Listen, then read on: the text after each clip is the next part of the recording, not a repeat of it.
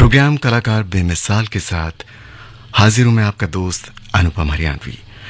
और दोस्तों, प्रोग्राम में आज हमारे साथ एक बहुत ही खास बड़े विशेष मेहमान मेरे साथ स्टूडियो में मौजूद रहेंगे, आईपीएस बाबा साहब। तो बाबा साहब, स्टूडियो में आपका बहुत बहुत स्वागत है। बहुत बहुत शुक्रिया अनुपम भाई, और मेरी तरफ से सभी संगीत प्रेमियों को राहुल देव बर्मन जी के 84वें जन्मदिन की बहुत बहुत शुभकामनाएं। तो दोस्तों, ये तो आपने जान लिया कि स्टूडियो में आज हमारे साथ एक बहुत ही विशेष बड़े ख़ास मेहमान हैं आईपीएस बाबा जी, लेकिन इस नाम के साथ बहुत सारी और भी चीज़ें इनके साथ जुड़ी हैं। ये जितने बेहतरीन आकाशवाणी के एंकर हैं, उतने ही बेहतरीन बड़े ख़ास कमेंटेटर भी हैं।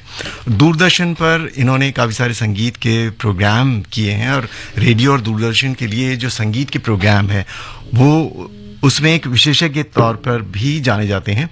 और इसमें ख़ास बात यह है कि आर.डी. बर्मन साहब पर इन्होंने एक फिल्म बनाई थी दूरदर्शन पर, और जिस फिल्म का नाम था संगीत के सरताज पंचम। इसके अलावा 93 में पंचम दा पर एक विशेष कार्यक्रम बनाया था, अचल स्वर पंचम। इन तमाम खासियतों के बावजूद वो एक और भी एक पहचान रखते हैं। आजकल वो अपनी एक इवेंट मैनेजमेंट चला रहे हैं, और समय समय पर आकाशवाणी दूरदर्शन के लिए कमेंट्री भी करते रहे हैं। तो दोस्तों, प्रोग्राम में आज हम बात करेंगे महान संगीतकार आर.डी. बर्मन साहब की। दोस्तों, कहते हैं कि कामयाब पिता की संतान भी कामयाब हो, ऐसा बहुत कम होता है, क्योंकि जो एक विशाल वृक्ष होता है ना, उसके नीचे जो छोटे छोटे पौधे होते हैं वो अपना अस्तित्व खो देते हैं। क्यों बाबा साहब? जी बिल्कुल सही बात। लेकिन आर.डी. बर्मन ने इस बात को झूठा साबित किया। आर.डी. बर्मन के पीछे यूं तो उनके पिता और महान संगीतकार सचिन देव बर्मन का नाम जुड़ा था, मगर आर.डी. बर्मन इस विरासत की आड़ को लेकर आगे कतई नहीं बढ़ना चाहते थे। है अपना दिल तो आवारा में माउथ ऑर्गन का संगीत हो, या आराधना जैसी सुपरस्टार बनाने वाली फिल्म के गीत हों, एस.डी. बर्मन के संगीत निर्माण में आर.डी. बर्मन हर जगह हमेशा उनके साथ मौजूद रहते थे। और हिंदी फिल्म संगीत में आर.डी. बर्मन एक ऐसा नाम है जिन्होंने हिंदुस्तानी संगीत के साथ वेस्टर्न म्यूजिक का एक ऐसा कॉकटेल तैयार किया था जिस पर 70 के दशक में पूरा देश झूमने को तैयार हो गया था। तो दोस्तों, प्रोग्राम का आगाज एक ऐसे ही गीत के साथ हम कर रहे हैं, लेकिन गीत सुनने के तुरंत बाद हम बाबा साहब से जानना चाहेंगे कि आर.डी. बर्मन पंचम कैसे बन गए। तो श्रोताओं, कहीं मत जाइएगा, सुनते रहिए 100.1 मेगाहर्ट्ज पर आकाशवाणी का एफएम कोड।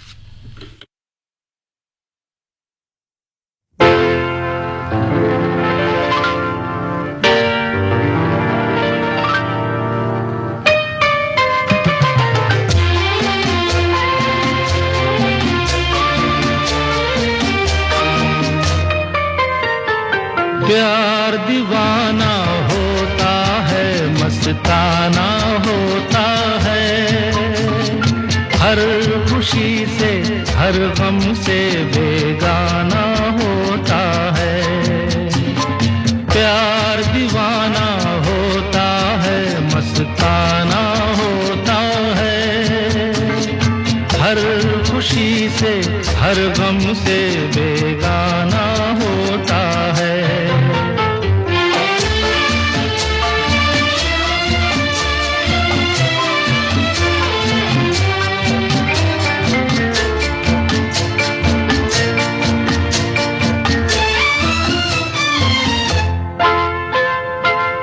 क्षमा कहे परवाने से परे चला जा, मेरी तरह जल जाएगा यहाँ नहीं आ। क्षमा कहे परवाने से परे चला जा, मेरी तरह जल जाएगा यहाँ नहीं आ।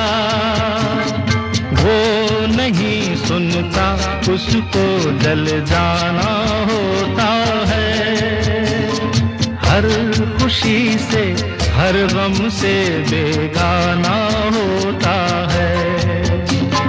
प्यार दीवाना होता है, मस्ताना होता हर खुशी से हर गम से बेगाना होता है।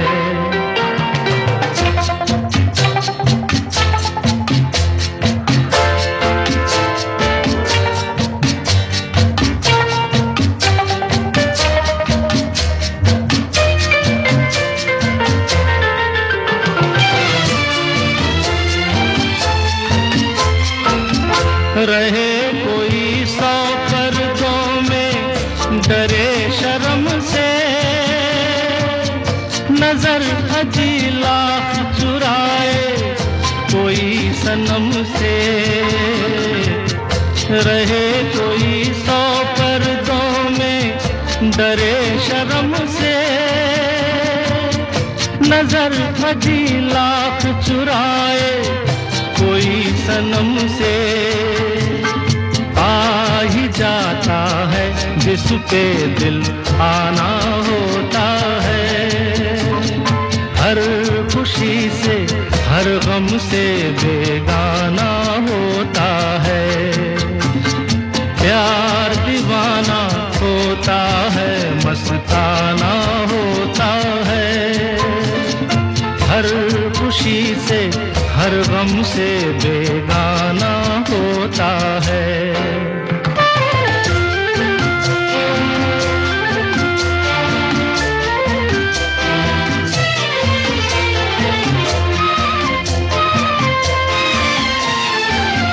सुनो किसी शायर ने ये कहा बहुत खूब, मना करे दुनिया लेकिन मेरे महबूब।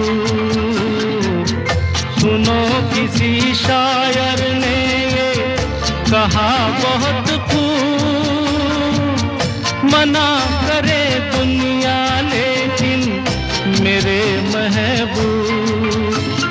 वो छलक जाता है जो पैमाना होता है, हर खुशी से हर गम से बेगाना होता है। प्यार दीवाना होता है, मस्ताना होता है, हर खुशी से हर गम से बेगाना होता है।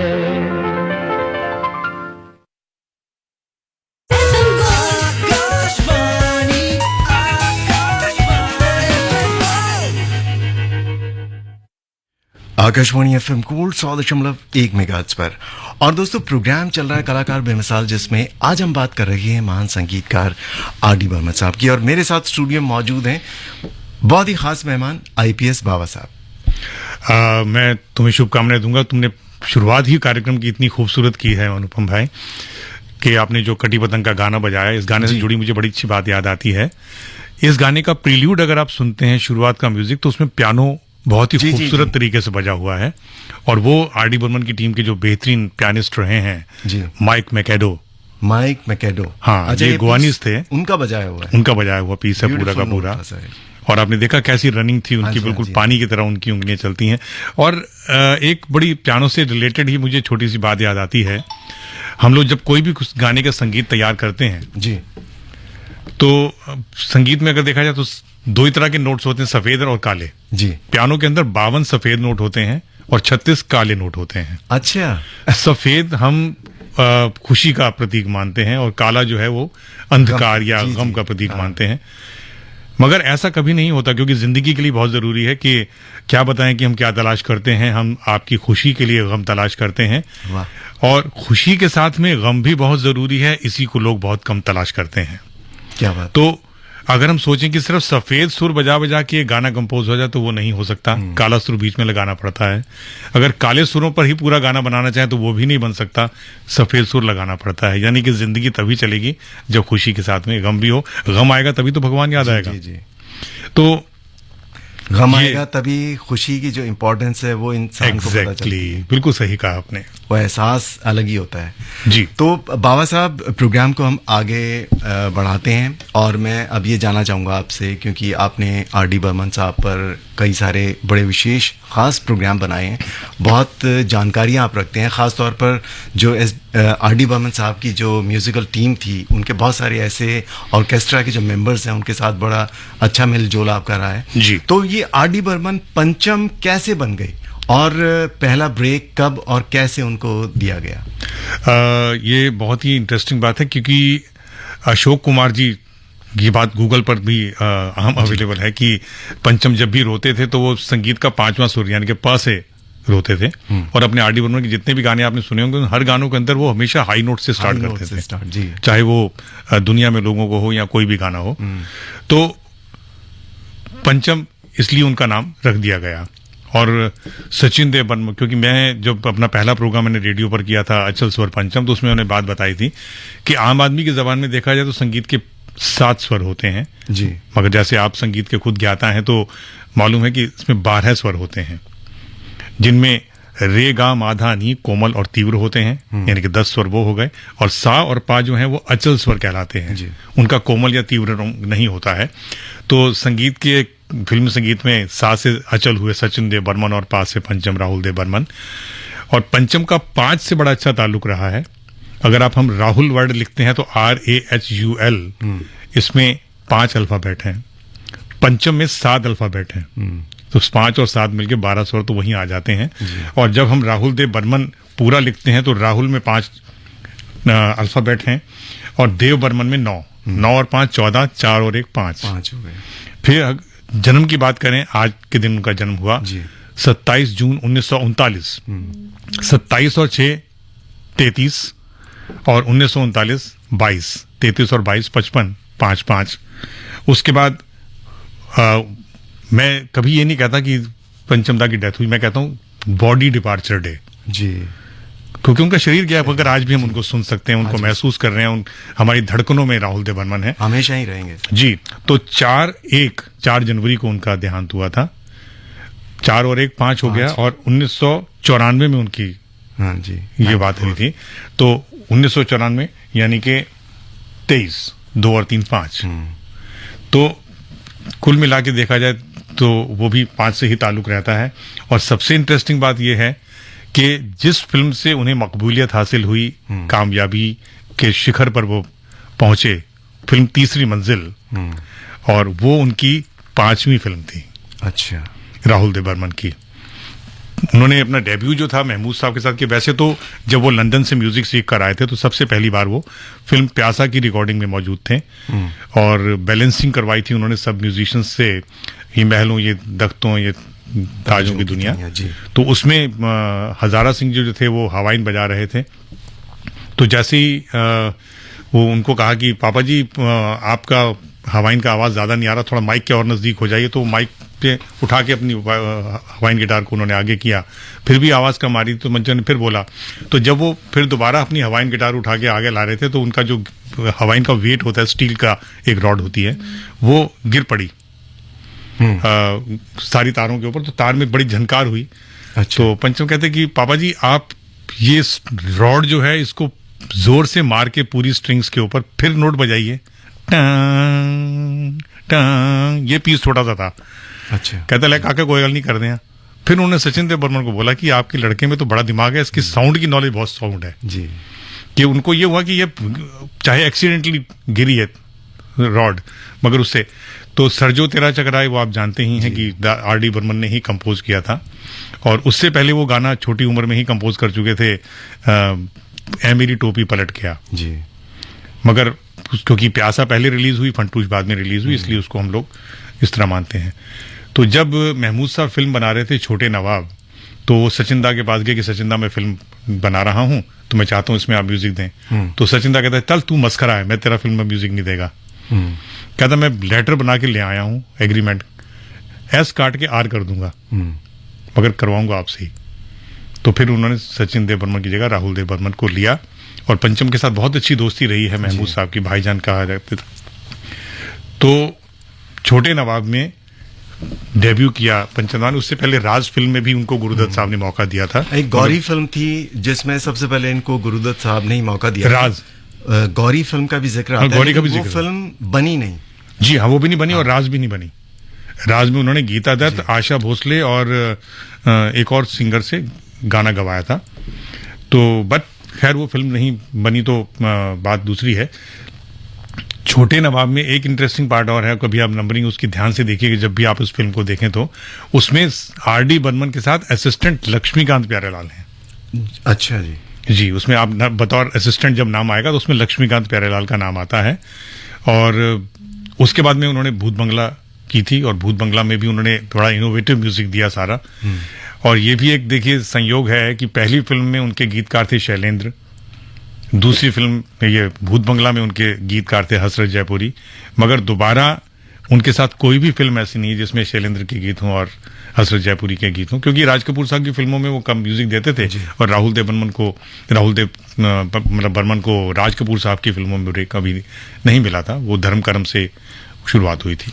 तो भावा साहब, आपसे राहुल देव बर्मन के बारे में रोचक किस्से जानते रहेंगे। फिलहाल यहाँ पर एक गीत सुन लेते हैं मेला फिल्म से। जरूर।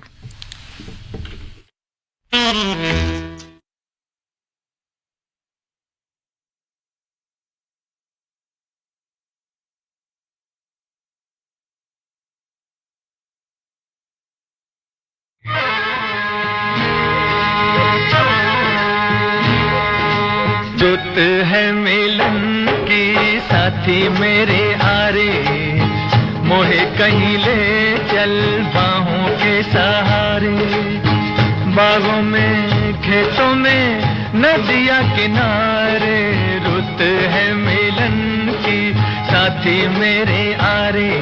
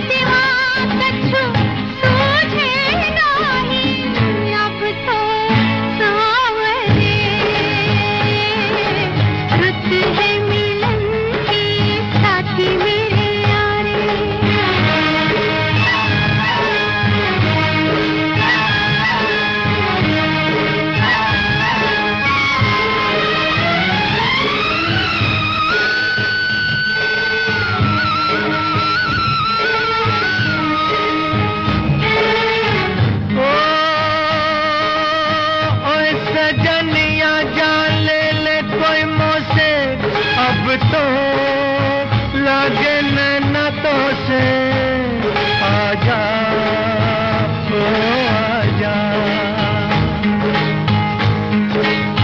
ओ मन कहता है दुनिया सज के जानी बस जाऊं तेरी आंखों में।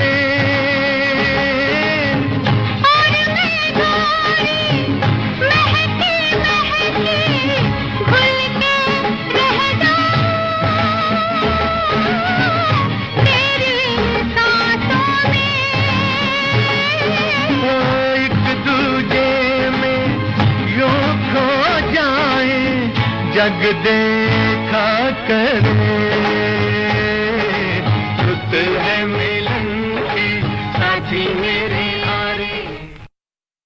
अक्कड़ बक्कड़ बम्बे बोल देखो आ गई शाइन की सौ। दिल्ली में दमदार माइलेज, शानदार स्टाइल, मजेदार कंफर्ट और किफायती दाम लेकर आ गई है भरोसेमंद शाइन की 100 सिर्फ 64,900 की एक्स शोरूम कीमत पर। अधिक जानकारी के लिए अपने नजदीकी होंडा टू व्हीलर्स डीलरशिप से संपर्क करें। आ गई है शाइन की 100, वही शाइन के भरोसे के साथ।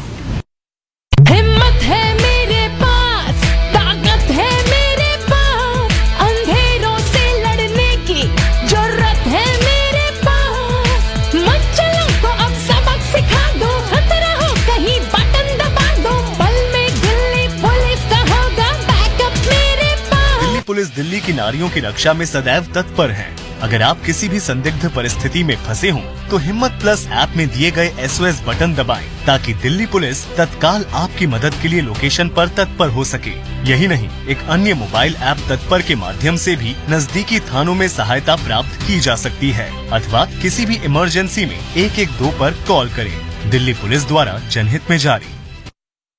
अक्कड़ बक्कड़ बम्बे बोल देखो आ गई शाइन की सौ। दिल्ली में दमदार माइलेज, शानदार स्टाइल, मजेदार कंफर्ट और किफायती दाम लेकर आ गई है भरोसेमंद शाइन की 100 सिर्फ 64,900 की एक्स शोरूम कीमत पर। अधिक जानकारी के लिए अपने नजदीकी होंडा टू व्हीलर्स डीलरशिप से संपर्क करें। आ गई है शाइन की 100, वही शाइन के भरोसे के साथ। Think IIT, think Vidya Mandir. Think IIT, think Vidya Mandir. Register today for Vidya Mandir's National Admission Test, which is on 2nd and 9th July. Hurry up. समय है अभी, देर ना हो जाए कहीं। पैन धारक कृपया ध्यान दें, यदि आपने अब तक अपने पैन को अपने आधार से लिंक नहीं किया है, तो ये आखिरी मौका है। आप अपने पैन को अपने आधार से 30 जून 2023 तक 1,000 रुपए की लेट फीस देकर लिंक करवा सकते हैं। पैन को आधार से लिंक करने के लिए www.incometax.gov.in पर जाएं। क्विक लिंक सेक्शन में लिंक आधार पर क्लिक करें और निर्देशों का पालन करें। ऐसा न करने पर आपका पैन इनऑपरेटिव हो जाएगा। पैन इनऑपरेटिव होने पर पेंडिंग रिफंड्स तथा उन पर इंटरेस्ट प्रोसेस नहीं होंगे। TDS और TCS ऊंचे रेट पर काटे जाएंगे। ध्यान रहे, किसी भी पैन धारक के पास एक से अधिक पैन होने पर 10,000 रुपए की पेनल्टी लगाई जा सकती है। डिटेक्टीज के पैन आधार लिंकिंग स्टेटस को डिटेक्टर्स संबंधित वेबसाइट पर जाकर चेक कर सकते हैं। याद रखें, सभी पैन धारकों के लिए 30 जून 2023 तक अपने पैन को आधार से लिंक करना अनिवार्य है। प्रत्येक आयकरदाता एक राष्ट्र निर्माता। Think IIT, think Vidya Mandir. Think IIT, think Vidya Mandir. Register today for Vidya Mandir's National Admission Test, which is on 2nd and 9th July. Hurry up. हिम्मत है मेरे पास, ताकत है मेरे पास, अंधेरों से लड़ने की जरूरत है मेरे पास। मच्छरों को अब सबक सिखा दो, खतरा हो कहीं बटन दबा दो, पल में दिल्ली पुलिस का होगा बैकअप मेरे पास। दिल्ली पुलिस दिल्ली की नारियों की रक्षा में सदैव तत्पर है। अगर आप किसी भी संदिग्ध परिस्थिति में फंसे हों, तो हिम्मत प्लस ऐप में दिए गए SOS बटन दबाएं, ताकि दिल्ली पुलिस तत्काल आपकी मदद के लिए लोकेशन पर तत्पर हो सके। यही नहीं, एक अन्य मोबाइल ऐप तत्पर के माध्यम से भी नजदीकी थानों में सहायता प्राप्त की जा सकती है, अथवा किसी भी इमरजेंसी में 112 पर कॉल करें। दिल्ली पुलिस द्वारा जनहित में जारी।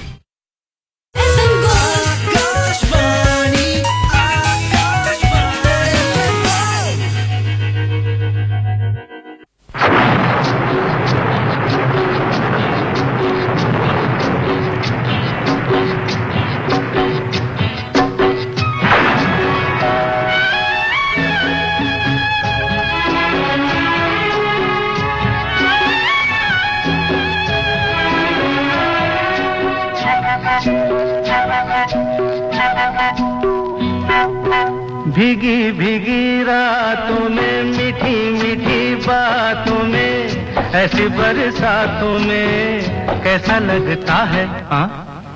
ऐसा लगता है तुम बनके बादल, मेरे बदन को भिगो के मुझे छेड़ रहे हो, छेड़ रहे हो। ऐसा लगता है तुम बनके बादल, मेरे बदन को भिगो के मुझे छेड़ रहे हो, छेड़ रहे हो।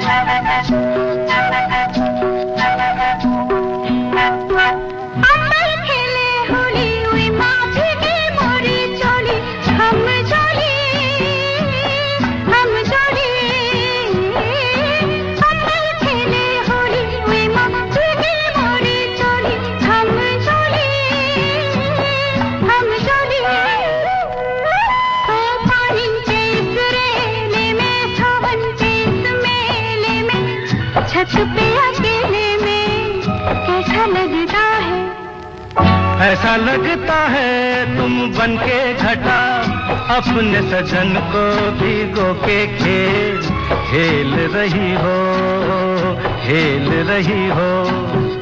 ऐसा लगता है तुम बनके बादल मेरे बदन को भिगो के मुझे छेड़ रहे हो, छेड़ रहे हो।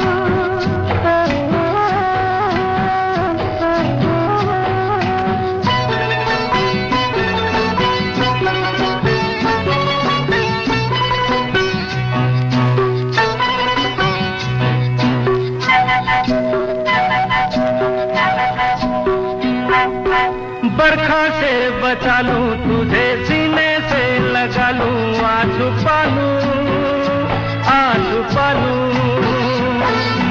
बरखा से बचा लूं तुझे, सीने से लगा लूं, आंसू पालूं, आंसू पालूं। दिल ने पुकारा देखो, रुत का इशारा देखो, उफ ये नजारा देखो, कैसा लगता है बोलो।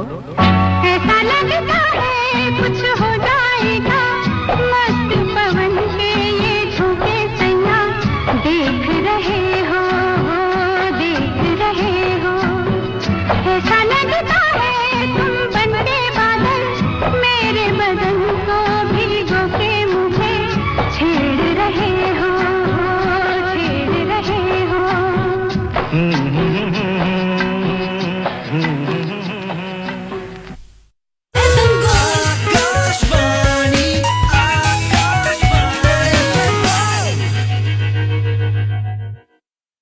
आकाशवाणी एफएम कोड जिसे आप सुन रहे हैं 100.1 मेगाहर्ट्ज पर। और दोस्तों प्रोग्राम चला कलाकार बेमिसाल, जिसमें बात हो रही है महान संगीतकार आर.डी. बर्मन साहब की। आपके साथ मैं हूं अनुपम हरियाणवी और आज हमारे स्टूडियो में बहुत ही एक खास मेहमान हमारे साथ मौजूद हैं, आईपीएस बाबा साहब। तो बाबा साहब, आर.डी. बर्मन साहब पर प्रोग्राम हो रहा है और ढेरों किस्से आपके पास हैं, और क्या जानकारी है आपके पास किसी गीत को लेकर? आप बताने जा रहे थे कि सागर फिल्म का एक गीत है, सच मेरे यार है। जी जी जी। दरअसल साउंड के मामले में आर.डी. बर्मन जो थे, इतने महारत थी उनकी कि वो पत्थरों में से भी इफेक्ट निकाल लेते थे। हाँ जी, हाँ जी। और जैसे अभी अजनबी का गाना बजा रहे थे, तो उसमें हम दोनों दो प्रेमी वाले गाने के अंदर वो जो रेगमार होते हैं उनसे उन्होंने ट्रेन की इफेक्ट की आवाज निकाली। या वो कुछ भी एक गाना ये दिन तो आता है एक दिन जवानी में, उसमें उन्होंने स्कूल की घंटी को पानी में डुबो के उसको बजा के उसके ऊपर साउंड इफेक्ट निकाला। तो साउंड के बारे में उनका बड़ा पर्टिकुलर था कि कहाँ कुछ तू सुन लिया तो अरे यार ये क्या हुआ, तो कुछ करना है।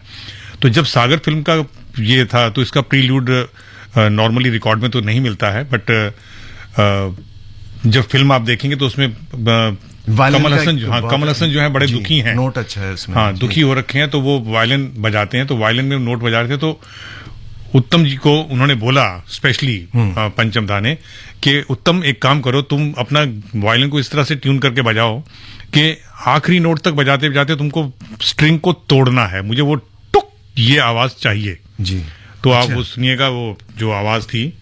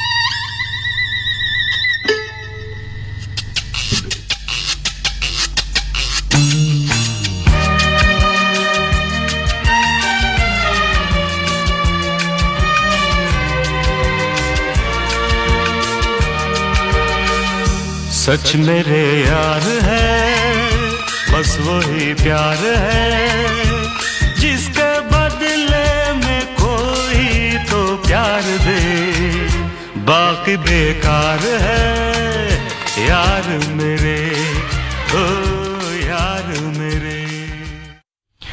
सही में बाबा साहब रोंगटे खड़े हो गए मेरे भी इस नोट को सुन के। और कितना एक कहते हैं ना कि रियल एक शॉट था ये। जी बिल्कुल सही बात। इसके अलावा बाबा साहब हम बात कर रहे थे, आप जिक्र कर रहे थे जहरीला इंसान, एक फिल्म आई थी जी। और वैसे तो वो इतनी हिट नहीं हुई थी, लेकिन उसका एक गीत है अगर हम ये बात करें अनुपम भाई, तो वो फिल्म अगर आज भी याद आती है लोगों को तो इस गाने की वजह से ही आती है, क्योंकि यही ये गाना था जो ऋषि सुपर हिट हुआ कपूर था और मौसमी चैटर्जी फिल्म के स्टार्स थे। नीतू सिंह भी थी उसमें, नीतू सिंह जी, दारा सिंह थे। और तो क्या किस्सा था ये?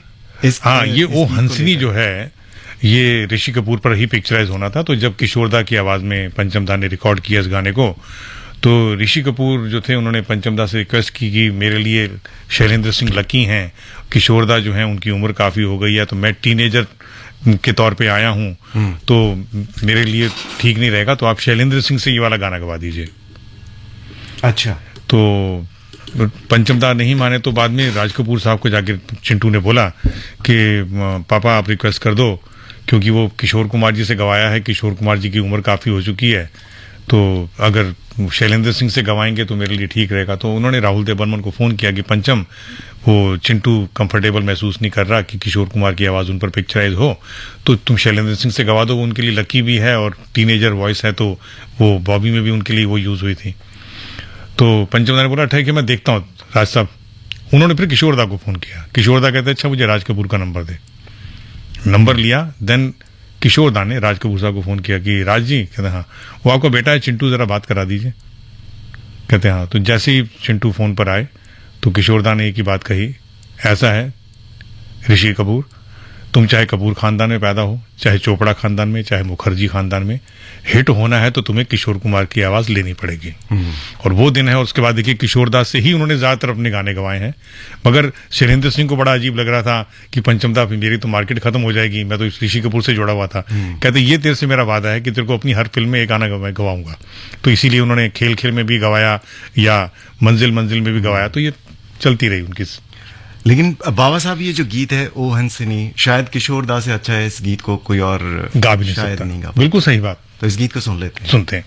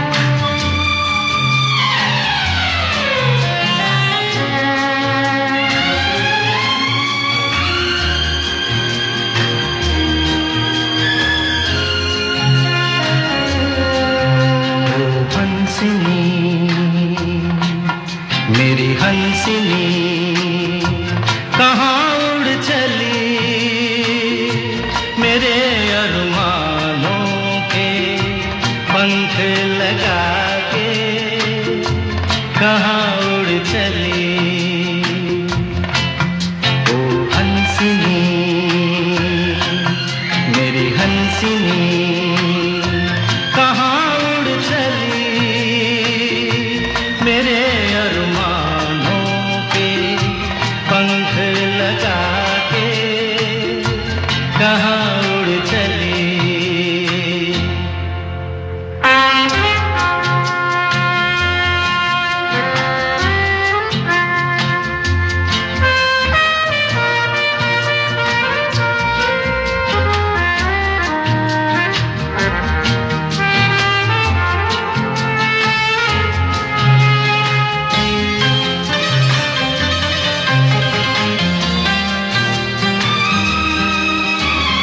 आजा मेरी सांसों में महक रहा रे तेरा गजरा,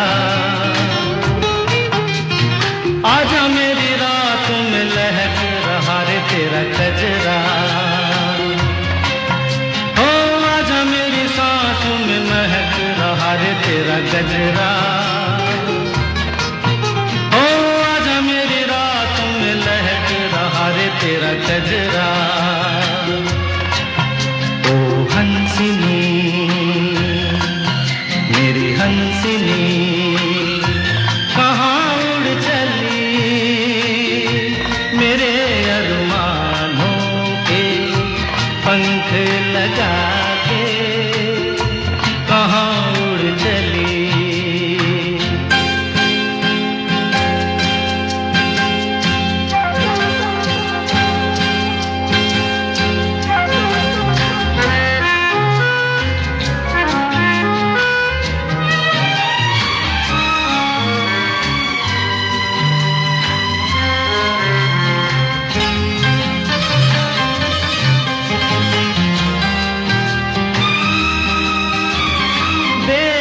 लहरों में कमल संभाले हुए मन का, जीवन ताल में भटक रहा रे तेरा हंसा। ओ देर से लहरों में कमल संभाले हुए मन का, ओ जीवन ताल में भटक रहा रे तेरा हंसा। ओ हंसिनी मेरी हंसिनी कहाँ उड़ चली, मेरे अरमानों के पंख लगा के कहाँ उड़ चली।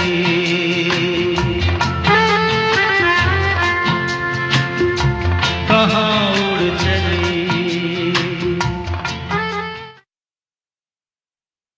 विकसित भारत के संकल्प को साकार कर रही स्वस्थ नारी शक्ति कामकाजी महिलाओं के उत्तम स्वास्थ्य एवं खुशहाली के लिए ईएसआईसी प्रदान करता है मातृत्व हित लाभ। 26 सप्ताह तक वेतन के बराबर भुगतान पाएं। गर्भपात की स्थिति में 6 सप्ताह तक वेतन के बराबर भुगतान। ईएसआई योजना के अंतर्गत 60 लाख से अधिक बीमाकृत महिलाओं को मिल रहा है मातृत्व हित लाभ। मातृत्व, बीमारी, विस्तारित बीमारी एवं अस्थायी अपंगता हित लाभ का घर बैठे दावा एवं भुगतान के लिए www.esic.gov.in पर विजिट करें।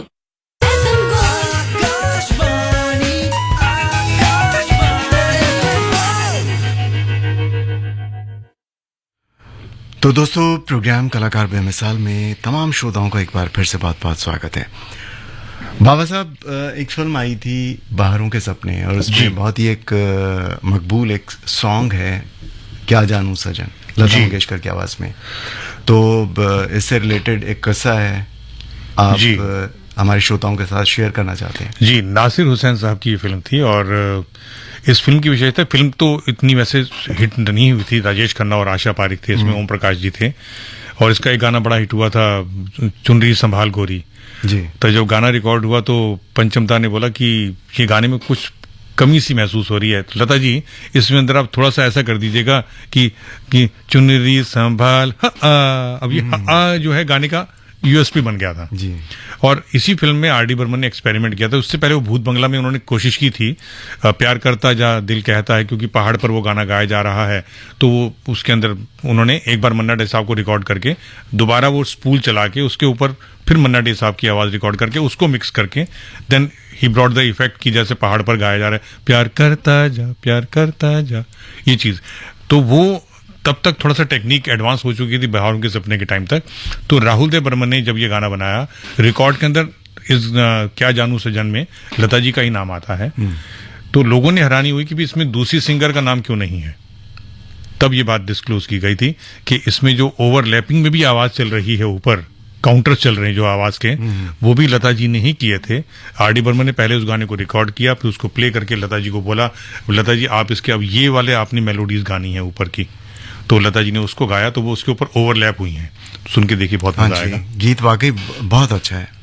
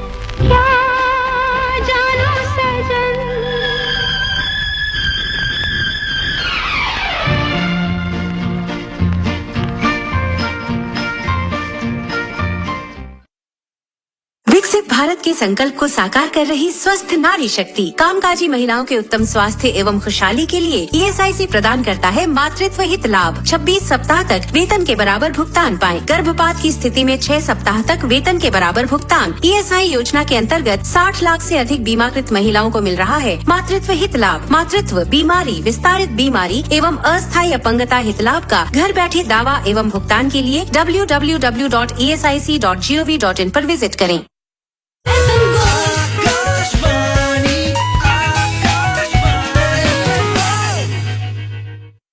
आकाशवाणी एफएम गोल्ड 100.1 मेगाहर्ट्ज पर। और बाबा साहब देखिए, बातें करते करते कब इतना वक्त बीत गया पता ही नहीं चल पाया। 5 मिनट श्रोताओं हमारे पास बचे हैं। तो बाबा साहब, हम ये जानना चाहेंगे कि आर डी बर्मन साहब ने एक से बढ़कर एक धुनें तैयार की, और वेस्टर्न जो इंस्ट्रूमेंट्स हैं इनके साथ साउथ अफ्रीकन कुछ ऐसे इंस्ट्रूमेंट्स हैं जो इंट्रोड्यूस किए उन्होंने। बहुत अच्छी धुनें बनाई, लेकिन उनको उसके बाद भी बड़ी अजीब व गरीब धुनों के लिए जाना जाता है। ऐसा कोई गाना, कोई सॉन्ग आपके जहन में है? जी, ऐसे बहुत सारे गाने हैं। और आर डी बर्मन की विशेषता थी साउंड, जैसे मैंने पहले भी आपको बताया था। उनको अगर कोई पर्टिकुलर साउंड चाहिए होता था तो वो उसके लिए किसी भी हद तक चले जाते थे। जैसे किताब का गाना आ ई, उसमें उन्होंने स्कूल के डेस्क मंगवा के वो बजाए। और इसी तरह से अगर आप बात करिए जैसे सिग्नेचर म्यूजिक के लिए, गब्बर सिंह के लिए वो चेलो, वैसे CELLO, उसको सेलो भी कहते हैं, चेलो भी कहते हैं, उसके ऊपर उन्होंने बासुदा से बोल के वो इम्पैक्ट बजाया जो गब्बर सिंह की एंट्री पर बजता है। शोले फिल्म का एक और गाना है महबूबा महबूबा, उसमें बियर की बोतल से उन्होंने आवाज, वो साउंड इफेक्ट लिए थे उन्होंने। तो मतलब वो हर चीज में से, कांच के टुकड़ों में से, चम्मच से, गिलास से, इन सब से वो साउंड इफेक्ट निकाल लेते थे। इवन अगर सत्ते पे सत्ता का आप सुने, जो अमिताभ बच्चन नेगेटिव दिखाए हैं, उसमें जो गार्गलिंग की आवाज चल रही है उसकी एंट्री पर, वो एनेट को उन्होंने बकायदा पानी का गिलास देके और गले उसमें पानी लेके वो हाउंटिंग इफेक्ट दिया उन्होंने। तो आर डी बर्मन अमेरिका गए थे, तो वहां से वो एक इंस्ट्रूमेंट लेकर आए थे, फ्लेंजर, जो कि गिटार वगैरह के साथ लगा दिया जाए तो उसको एक करके अलग अलग तरह की उसमें आवाजें निकलती थी। तो फिल्म किताब का जो गाना आर डी बर्मन ने खुद गाया है, धन्नो की आंखों में, गुलजार साहब का लिखा हुआ। उसमें वो कॉन्टिन्यूटी में रमेश अय्यर ने, आप सुनिए, बड़ा मुश्किल पीस बजता है, वैसे वो सुनने बड़ा आसान लगता है, बट आप सुनेंगे आपको मजा आएगा। वो कॉन्टिन्यूटी में ट्रेन इम्पैक्ट देने के लिए उन्होंने, और राम मोहन जो करेक्टर एक्टर थे वो उसमें इंजन ड्राइवर बने, उन्हीं पर ये गाना पिक्चराइज हुआ। तो बाबा साहब सुन लेते हैं इस गीत।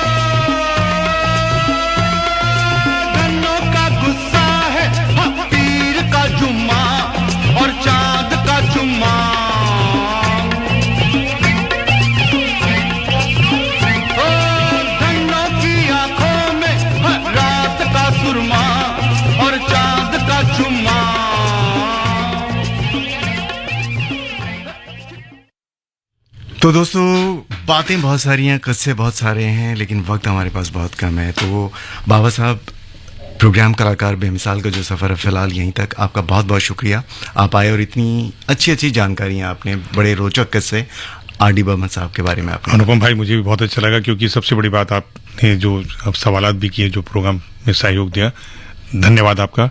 आकाशवाणी परिवार का बहुत बहुत धन्यवाद। Thank you so